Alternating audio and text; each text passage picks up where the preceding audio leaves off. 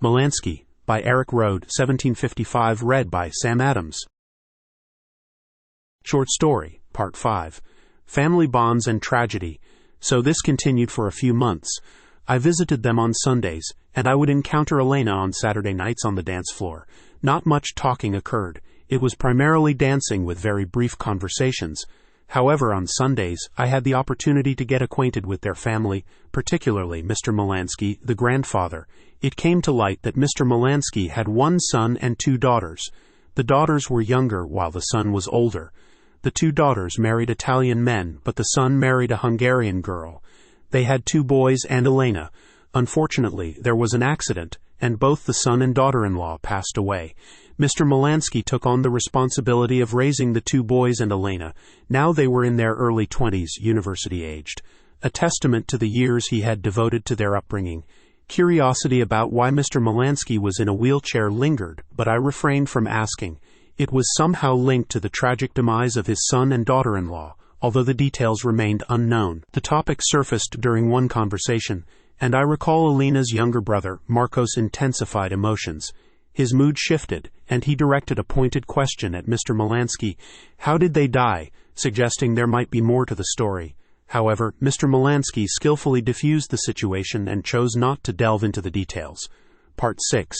Emotional Confessions. And then, during another visit on a subsequent Sunday, Mr. Malansky divulged a bit more. It happened when Elena prepared fish for a meal. As she served the fish on the table, I hesitated, saying, "Oh, Elena, I'm sorry. I cannot eat fish." My reluctance stemmed from a childhood incident involving fish bones, almost choking. Therefore, I had an aversion to eating fish unless it was cooked to a point where the bones were completely dissolved. At that moment, Mr. Malansky became visibly emotional. His eyes welled up with tears as he recounted a personal experience from when he was around 17 years old. During a family meal, he had consumed fish and choked on a bone. His parents rushed him to a nearby clinic for medical attention, where he had to stay for a few extra hours to recover by himself. Being out of any danger, Mr. Malansky's parents returned home ahead.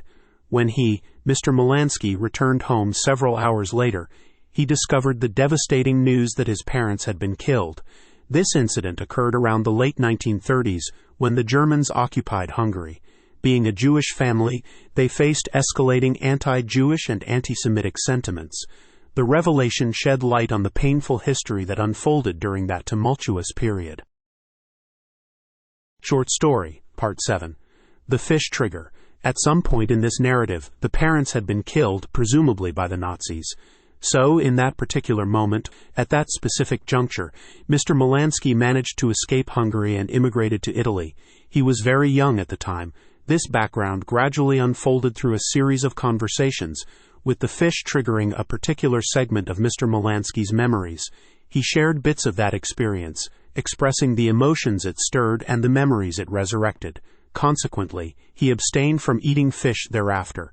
Every encounter with the dish served as a poignant reminder of the tragic incident where he lost his parents, contemplating how things might have unfolded differently if he hadn't choked. A deeply emotional scene. This marked the second emotional scene, following the one where Marco became emotional about his parents' death. However, questions lingered about how Mr. Malansky became paralyzed while simply sitting in a wheelchair. There were inconsistencies in these narratives, elements that didn't quite add up, though I didn't dwell on them extensively at the time. Part 8. Unveiling Paralysis Mystery. So, moving forward a few months, I come to visit on a Sunday. Upon arrival, I notice something unusual. Outside their house, which resembles an apartment building, there's a flashy car with a guy standing nearby. As I enter, another man is stationed by the door. After knocking, I'm let in, and a heavy silence pervades the apartment. There's a man dressed in dark clothes, and his name is revealed to be Milano. Mr. Milano, spelled Milano, seated at one corner of the rectangular table is Mr. Malansky, with the two boys across from him. I take my usual seat, opposite Elena's younger brother Arroyo, right next to Milano.